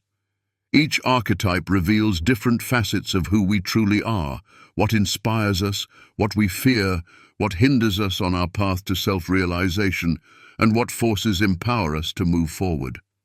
Comprehending these universal archetypes helps us recognize how we typically respond to life's various challenges, what strategies we employ to overcome difficulties, and how we evolve and mature under the influence of life circumstances. We learn to accept our weaknesses and imperfections, as well as cultivate our strengths, make conscious choices, and move forward boldly, even when things are not always clear, without fearing mistakes and failures. With the aid of archetypes, we gain a better understanding of how to create a harmonious balance between what is hidden deep within us, in our subconscious, and what we project to the external world, striving for wholeness and self-realization. Now that we have acquainted ourselves with the fundamental archetypes, we can proceed to examine a crucial process discussed by Carl Gustav Jung, the process of individuation, a pivotal concept in analytical psychology. Archetypes assist us in understanding which parts of our personality may be hidden from us, which aspects of ourself we are unaware of or ignore. However, to become a whole, harmonious and self-actualized person, it is necessary to undergo the complex and lengthy process of individuation. This process allows us to integrate all these disparate parts of our psyche, including both bright and positive, as well as dark and negative, into a unified whole. Individuation is the process of becoming an individual, where a person becomes who they truly are, unlocking their unique potential and discovering their true purpose. It is a challenging and arduous path of self-discovery that helps a person to understand and accept themselves fully, including both the strong and appealing and the weak and unpleasant aspects of their personality, recognizing their uniqueness and value. An important word here is wholly, because only by accepting ourselves wholly, with all our strengths and weaknesses, can we become truly happy and free. Carl Gustav Jung, the founder of analytical psychology, asserted that our life is a continuous process of becoming a complete person, in which we must connect all the disparate parts of ourselves, reconcile contradictions, integrate the shadow, and realize ourself, even those aspects of our personality that we may not like, accept, or even notice. When we begin the process of individuation, we inevitably encounter several important and difficult stages that require courage and self-sacrifice. One such stage is the face-to-face encounter with our own shadow, with those aspects of our personality that we painstakingly hide from others and from ourselves, do not acknowledge, or simply do not notice their existence. These repressed qualities, negative emotions, and unacceptable desires may not be so pleasant and attractive. Envy, anger, jealousy, selfishness, greed, laziness, arrogance, vulnerability. But, according to Jung, it is important not to suppress them, not to ignore them, and not to try to get rid of them, but to become aware of their existence, to recognize their right to exist, to accept and understand their hidden meaning, integrating them into our personality. When we become aware of and accept our shadow, it ceases to control us from the subconscious, depriving us of free will, and becomes part of our conscious self, subject to our control. Another important stage in the process of individuation is the recognition and integration of the various sides of our personality, opposite qualities and characteristics. Jung believed that each of us has both a masculine and a feminine part, anima and animus, regardless of our gender, and the harmonious combination of these opposing principles is the key to wholeness. Understanding and integrating these often conflicting aspects of our personality helps us to become more balanced, harmonious, and complete individuals, better understanding ourselves and the people around us.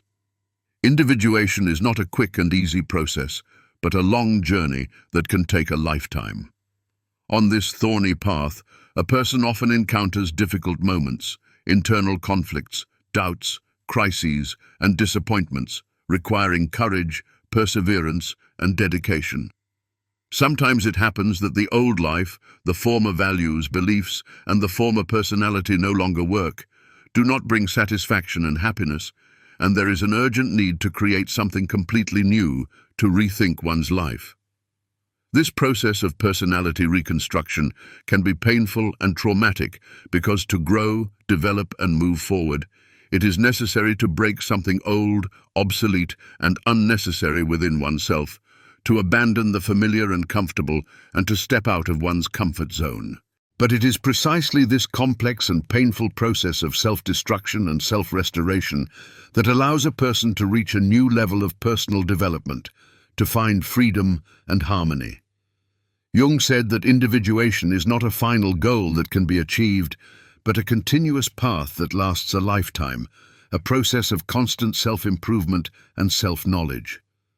The more a person is aware of and accepts themselves, the more complete and harmonious they become, gaining inner freedom, self-confidence, and happiness. It is like a fascinating journey in which you discover more and more facets of your personality, learning about yourself from different angles. And the more secrets you reveal, the more aspects of your personality you accept, the more you feel inner freedom, peace, and satisfaction with life. Individuation does not mean that as a result of this complex process, a person will become ideal, perfect, and flawless. On the contrary, it is the recognition of one's imperfection, the acceptance of one's shortcomings, and the awareness of one's vulnerability as an integral part of human nature. It is a continuous process in which we learn to be honest with ourselves, not to be afraid of our weaknesses, not to hide our flaws, and also to develop our strengths, maximizing our potential. When a person goes through this complex and thorny path of individuation, they become more conscious, more sincere, more authentic, more free, and more happy, living in harmony with themselves, with the world around them, and with other people. In general, individuation is a long and difficult path to wholeness, a process of self-knowledge, self-acceptance, and self-realization, when we learn to be fully ourselves, understanding our weaknesses and strengths, accepting them as an integral part of our unique personality. It is not an easy path, requiring courage, perseverance, and dedication, but it leads to deep inner growth, to finding freedom, harmony with oneself, with the world around, and to unlocking one's potential. Now that we have spoken in detail about the process of individuation, which is a key concept in Jung's analytical psychology, it is important to note that one of the most important components of this complex path is related to a deep understanding of our unconscious, to the awareness of its influence on our lives, and dreams, visions, and symbols play a key and indispensable role in this process. Jung believed that dreams are a kind of mysterious bridge connecting our consciousness with those deep and unexplored layers of the psyche that we are not always aware of, but that have a huge impact on our lives, shaping our beliefs, determining our emotions, and guiding our actions. During dreams, the unconscious reveals its secrets, expresses its hidden desires, and transmits important messages through images and symbols. These may seem completely incomprehensible, strange, absurd, chaotic, or meaningless at first glance. But in reality, these mysterious images carry important and valuable information about our internal processes, our hidden needs, our unresolved conflicts, our unrealized desires, and our fears and hopes, waiting for their moment. Jung said that dreams are not just a random collection of disconnected pictures, images, and events that we see during our nighttime rest. It is a well-encrypted message from that mysterious world of the unconscious, hidden from our conscious perception, yet directly influencing every aspect of our lives, shaping our relationships, determining our decisions, and guiding us through life. These enigmatic images are like ancient symbols that can tell us what is truly happening in the depths of our soul, something we may not even suspect. For instance, if you dream of a vast and intricate labyrinth, it could symbolize that you are currently seeking a way out of a complex and convoluted life situation, feeling disoriented, lost, and entangled in your thoughts and emotions. If you dream of clear and transparent water, it might symbolize your bright and pure feelings, sincere emotions, or subconscious desires yearning to break free. Jung proposed his unique method of dream interpretation, which allows us to uncover the hidden meaning behind these mysterious and enigmatic images to understand the message of the unconscious.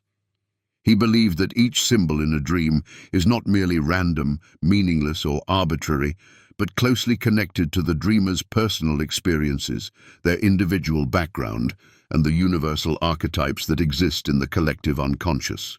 When a person begins to analyze their own dream, they should ask themselves important questions. What does this particular symbol mean to me personally? What personal associations arise when I think about this image? What feelings and emotions does it evoke in me? What memories and experiences are associated with this symbol? This will help them uncover the deep connections between the dream and those parts of themselves that usually remain hidden from consciousness, inaccessible to understanding. Dreams, as Jung believed, are a unique language through which the unconscious communicates with us, sending us encrypted messages that we must learn to decipher. They often come to us during times in our lives when inner tension builds up, when a period of significant change arrives, when we face an important choice, or when we experience a difficult crisis. Jung sincerely believed that dream analysis is a key to understanding oneself, allowing us to unlock our potential, resolve internal conflicts, and find harmony with ourselves and the world. In his numerous works, he provided many vivid and compelling examples from his psychotherapeutic practice, which clearly demonstrate how dreams help us uncover hidden meanings, understand our purpose, and find answers to important questions. Once, one of his patients told him about a dream that had made a very strong impression on him and left a deep mark in his memory. He dreamed that he was walking through a large old house, carefully exploring it floor by floor, carefully examining every detail. On the first floor, everything was familiar, known and understandable. Cozy rooms, expensive furniture, bright light, and beautiful surroundings. But then, he suddenly noticed a narrow and steep staircase leading downwards into the darkness. Without hesitation, he descended it and found himself in a dimly lit and damp basement where a somber and oppressive atmosphere reigned. There were objects that looked ancient, dusty, abandoned, and completely unfamiliar, as if they were from another era, from another dimension. At some point, he felt an inexplicable fear, anxiety, and worry. But despite this, he continued his journey, driven by curiosity. Jung explained to this patient that the house he saw in the dream symbolizes the person's personality in its entirety. The upper floors, bathed in light and furnished with beautiful furniture, represent our everyday conscious life, what we know about ourselves, what we show the world, our conscious thoughts and feelings. And the dark and damp basement represents the deeper layers of the unconscious, where our repressed emotions, forgotten traumas, unrealized desires, unacknowledged fears, and repressed memories are stored, what we carefully hide from prying eyes and from ourselves. Descending into this gloomy basement is a bold and important step on the path to exploring one's inner world, and the fear that the patient felt in the dream shows how difficult it can be to face what we have been hiding from ourselves for so long and persistently, pushing it into the realm of the unconscious. Another interesting case from Jung's practice involved a dream about a snake that one of his female patients had. The patient saw in a dream how a huge and venomous snake was slowly coiling up right at her feet, hissing menacingly. She was very scared, but she did not run away from the snake, but stood calmly and stared intently at it without looking away. Jung explained that the snake is a very ancient and multifaceted symbol that can be found in myths, legends, fairy tales, and religious texts of various cultures around the world. It embodies danger, wisdom, temptation, transformation, life force, and sexual energy all at once. Jung interpreted this dream as a clear sign that the patient was on the threshold of an important inner change, on the verge of a significant transformation of her personality, ready to reach a new level of development. The fear she felt towards the snake in the dream spoke of her subconscious resistance to change, of her reluctance to leave her comfort zone, while the very fact that she did not run away, did not hide, and did not turn away from the snake, but bravely met its gaze, showed her willingness to accept the challenge, face her fears head-on, and overcome them, moving forward.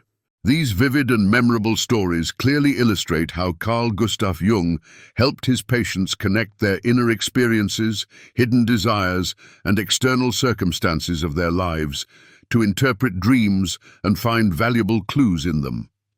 He always emphasized that dreams are not just random and meaningless images that arise in our consciousness during nighttime rest, but well-encrypted messages from the unconscious that require careful analysis and proper interpretation.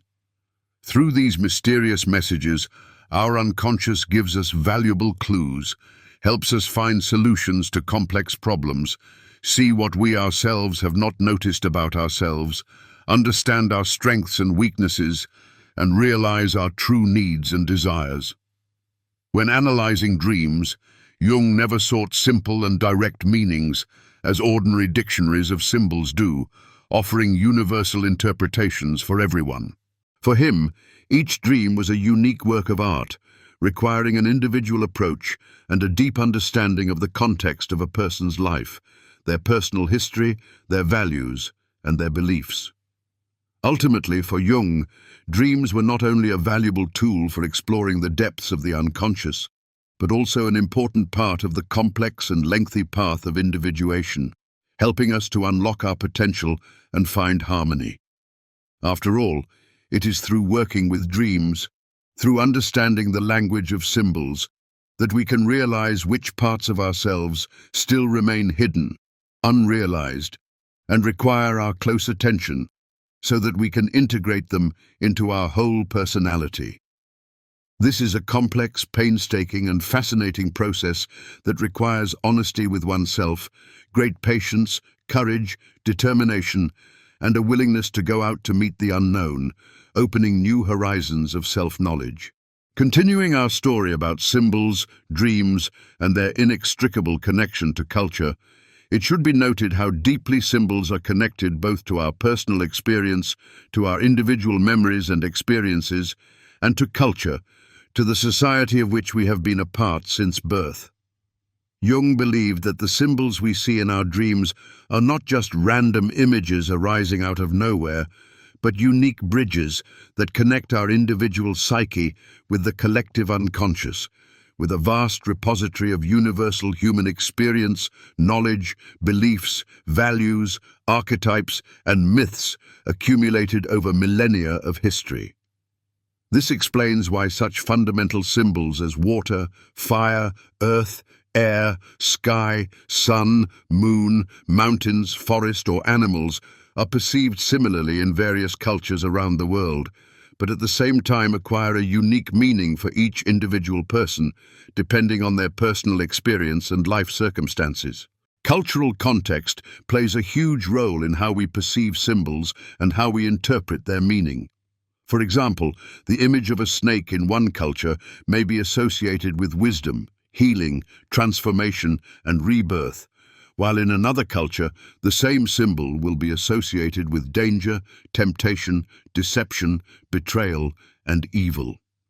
These collective representations of the snake are passed down from generation to generation through ancient myths, folk tales, religious texts, and various cultural rituals, shaping our collective unconscious.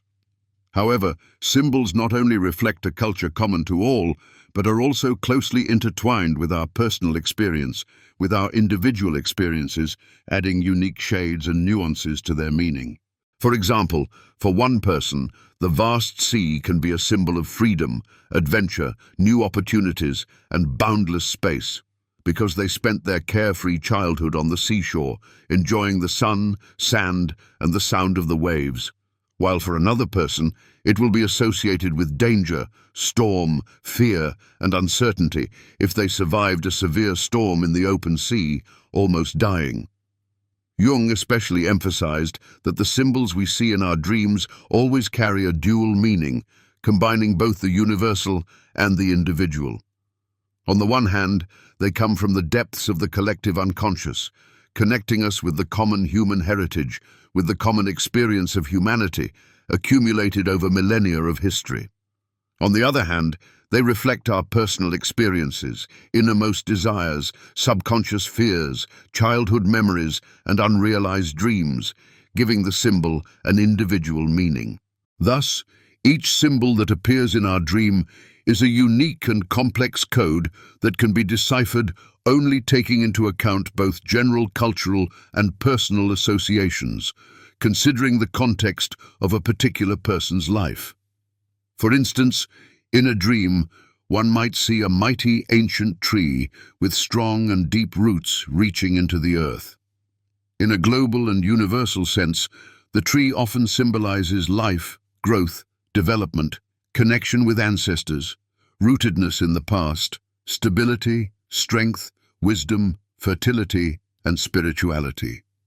However, for the specific person who saw this tree in a dream, this image might mean something entirely personal and individual, a connection with their family, pleasant memories of a happy childhood spent in the countryside, a desire to find stability and confidence in the future, a wish to realize their potential, or to find their path in life. Such symbols simultaneously belong to all of humanity and to the individual, creating an amazing balance between the common and the unique, between the universal and the individual. Jung taught us that working with symbols requires not only rational analysis, logical thinking, and a critical approach, but also a well-developed intuition, an ability to listen to one's feelings and to trust one's sensations. One cannot simply grab a universal dictionary of symbols where interpretations of all symbols are collected and mindlessly search for answers there, hoping to find a simple and unambiguous solution, because symbols, like people, are very complex, multi-layered, and multifaceted. To correctly understand the meaning of a symbol, it is necessary to consider not only the cultural background, historical context, and generally accepted interpretations, but also what personal experiences, emotions, and associations this symbol evokes in the person who saw it in a dream. It is precisely due to this dual nature of symbols, combining universality and personal significance, that working with them becomes an important and integral part of the individuation process, helping us to better understand ourselves, unlock our potential, and find wholeness. When we learn to understand the mysterious language of symbols, we not only gain a deeper knowledge of ourselves, discovering our strengths and weaknesses, but we also begin to feel our inextricable connection with something greater than ourselves, with the world around us, with the culture of our people, with the history of humanity, and with the entire universe. This helps us not only to analyze our dreams and fantasies, but also to see in them an inexhaustible source of wisdom, inspiration, creative energy, and inner growth, enriching our lives and filling them with meaning. Now that we have discussed symbols, dreams, and their close connection with culture, personal experience, the collective unconscious, and the process of individuation in detail, it is worth moving on to considering another important and significant part of Carl Gustav Jung's work, his original and distinctive theory of personality types. In the course of his many years of psychotherapeutic practice, Jung noticed a curious and consistent pattern. People differ in amazing ways in how they perceive the world around them, how they process information, how they make decisions, and how they interact with other people. This difference is not simply related to a person's individual character, their upbringing, personal experiences, or habits.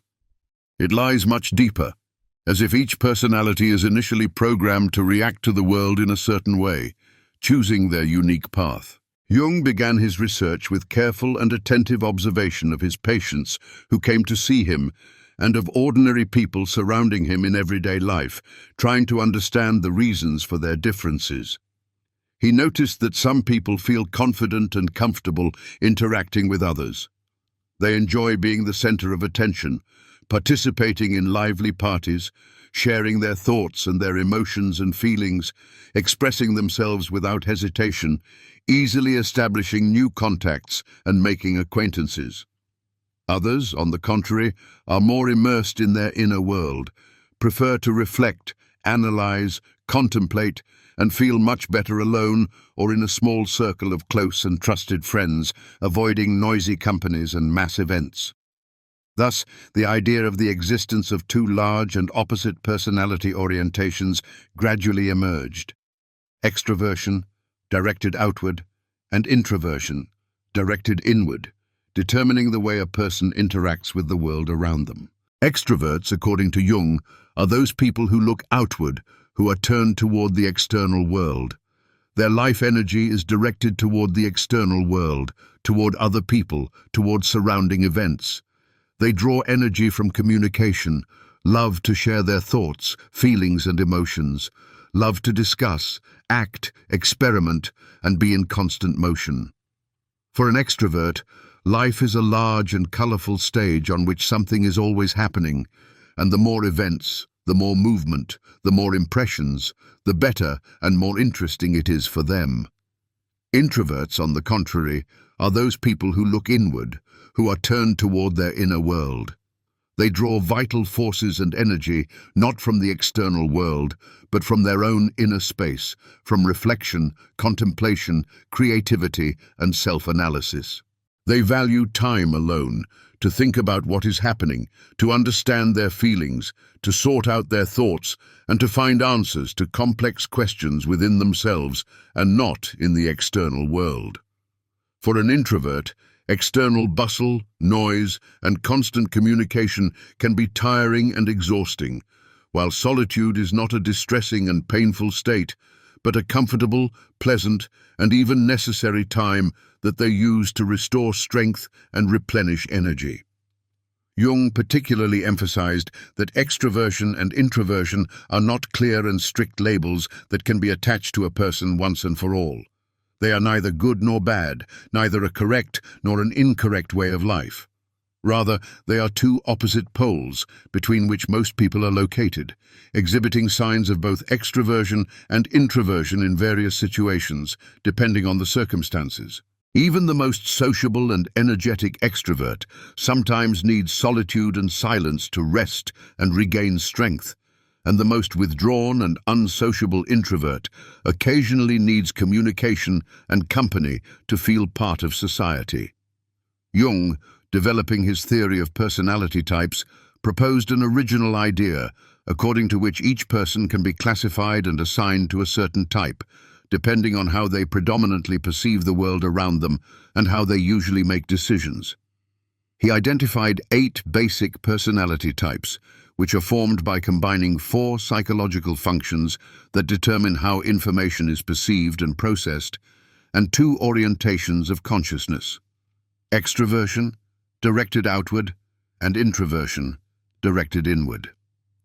These 8 types are formed as follows: extroverted thinking, introverted thinking, extroverted feeling, introverted feeling, extroverted intuition, introverted intuition, extroverted sensation, and introverted sensation. Each of these unique combinations reflects how a person prefers to perceive the world around them, what values are important to them, and how they usually make decisions guided by certain criteria. For example, Extroverted thinking will be oriented toward logic, facts, objective analysis, and structured organization, while introverted thinking will strive for deep internal analysis, critical reflection, and philosophical musings. Extroverted feeling will focus on the feelings and emotions of other people, striving for harmony and mutual understanding, while introverted feeling will be directed toward personal values, moral principles, and inner sensations, which determine their attitude toward the world. Based on these original ideas of Carl Gustav Jung, Catherine Briggs and her daughter Isabel Myers developed the popular and widely used MBTI, Myers-Briggs Type Indicator Test, which continued to develop Jung's theory and has become one of the most common and well-known tools for determining and analyzing personality types. The MBTI test classifies people according to 4 pairs of opposite preferences or dichotomies: extroversion or introversion, sensing or intuition, thinking or feeling, judging or perceiving, determining their individual personality type. This popular test allows each person to learn about their unique personality type, which provides an understanding of how they prefer to perceive the world, how they make decisions, how they organize their life, and how they interact with the people around them, identifying their strengths and weaknesses. MBTI has proven to be not only a useful tool for psychotherapists, helping them to better understand their patients, but has also found wide application in a variety of human activities, from vocational guidance and career counseling to the formation of effective teams in business, from improving interpersonal relationships to increasing personal efficiency. It helps people better understand their individual preferences, recognize their strengths, and effectively use their talents, as well as improve interaction with those around them, taking into account their personality traits and unique communication styles.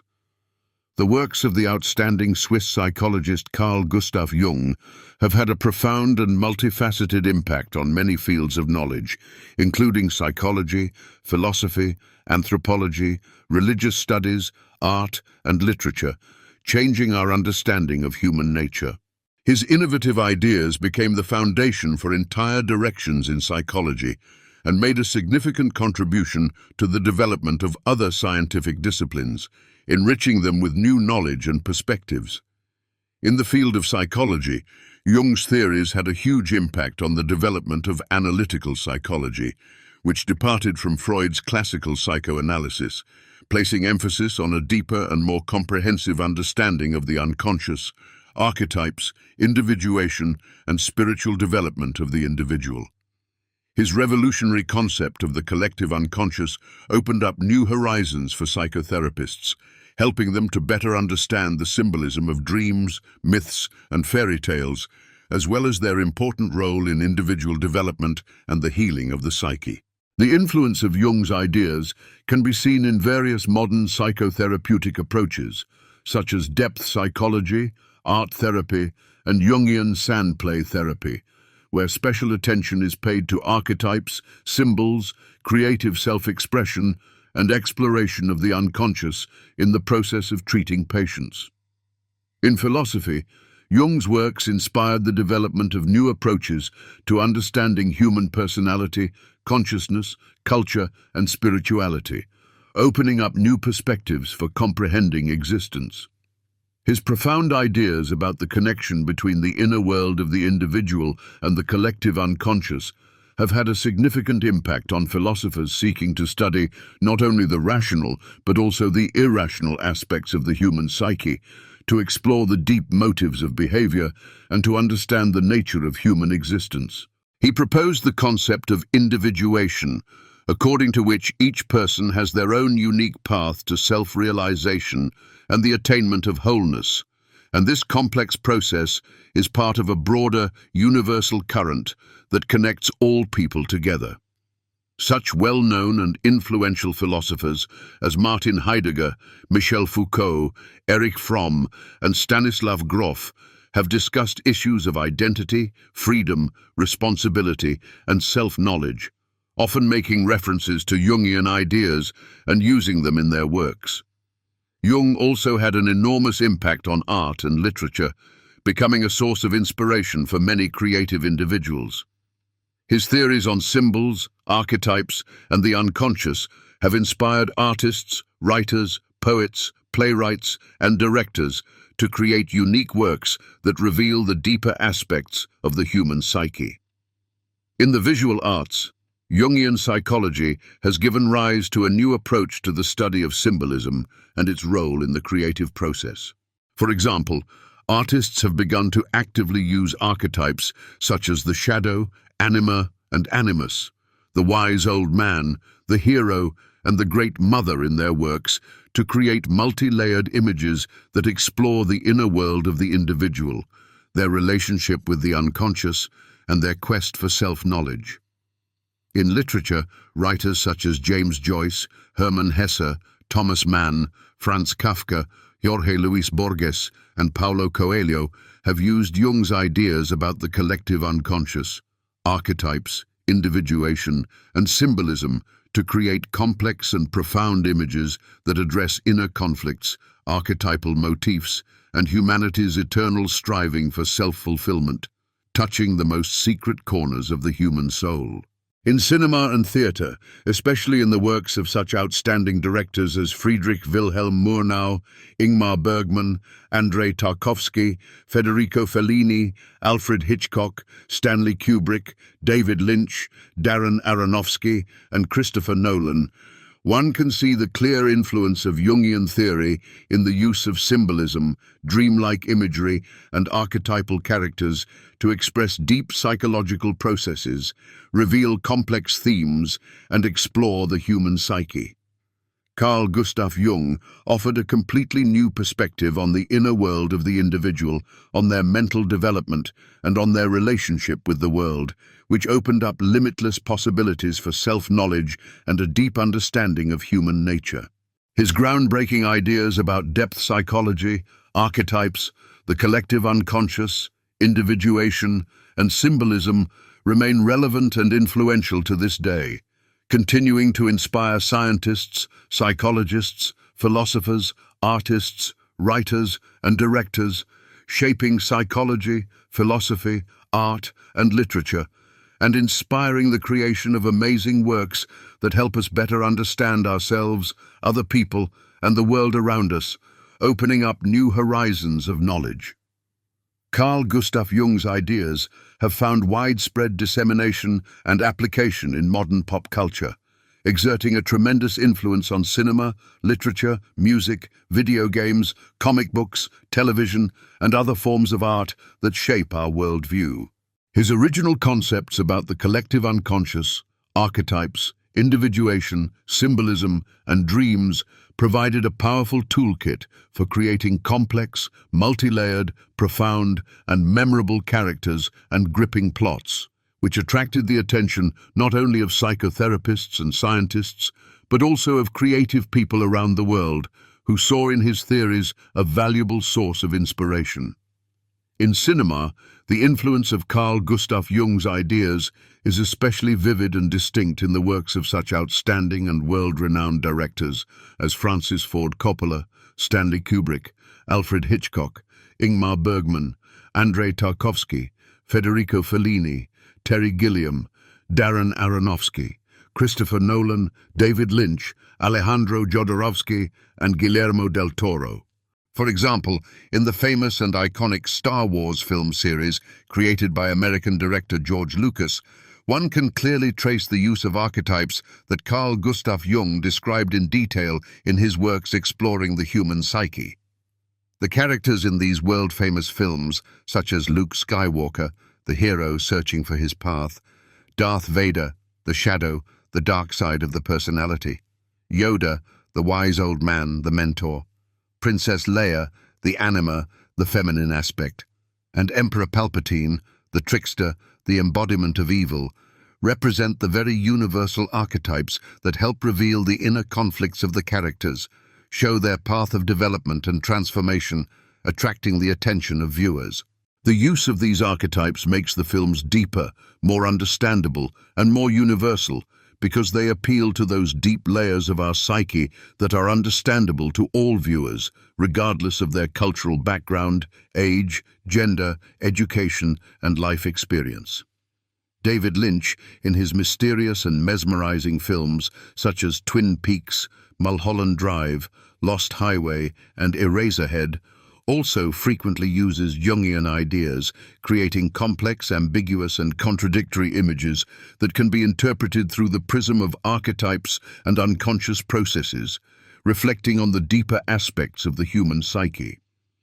His films are filled with mysticism, symbolism, surrealism, and enigmatic images that stimulate viewers to think about hidden meanings, about the mysteries of the unconscious, and about the depths of the human soul.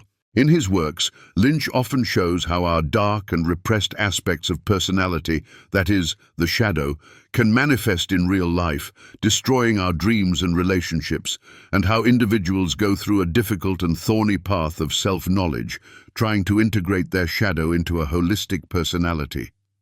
In literature, the ideas of Carl Gustav Jung have also been actively used by many talented authors, striving to create more complex, deep, truthful, and multifaceted characters whose inner conflicts and experiences resonate in the hearts of readers. For example, in the philosophical works of Hermann Hesse, such as Steppenwolf and The Glass Bead Game, one can see deep reflections on the search for self-determination, on the meaning of life, and on the struggle with inner contradictions. In his novels, Hesse explores the inner archetypes of his characters, showing their complex and contradictory path to integrating all aspects of their personality, to finding wholeness and harmony, which is an important and integral part of the concept of individuation developed by Carl Gustav Jung. Contemporary authors of adventure, fantasy, and romance literature often use Jung's ideas, exploring archetypes such as the lovers, the hero and savior, the wise mentor, and the femme fatale to give their works greater depth and expressiveness. These universal archetypes help writers show not only the external qualities and actions of the characters, but also their deep inner experiences, secret desires, hidden conflicts, and cherished aspirations that motivate their actions. Thanks to this, the relationships between the characters become more complex and multi-layered, and their interaction acquires a deep meaning, allowing readers to delve deeper into the world of the work and better understand the motives of the characters' behavior. Music, being an important part of pop culture, also does not remain aloof from the influence of Carl Gustav Jung's ideas. In songs that touch on the themes of searching for oneself, personal transformation, awareness of one's identity, or the struggle with one's own dark sides, one can feel clear echoes of his deep and wise ideas. Many contemporary artists actively use archetypes to create vivid and memorable images that touch the most intimate emotions of listeners and resonate with the unconscious aspects of our personality, exerting a strong influence on us. Thus, the ideas of Carl Gustav Jung, including the concepts of archetypes and the collective unconscious, have a significant impact on modern pop culture, making it deeper, multi-layered, complex, multifaceted, and interesting for a wide audience. These original concepts allow artists, writers, musicians, directors, and other creators to address universal themes that are understandable and close to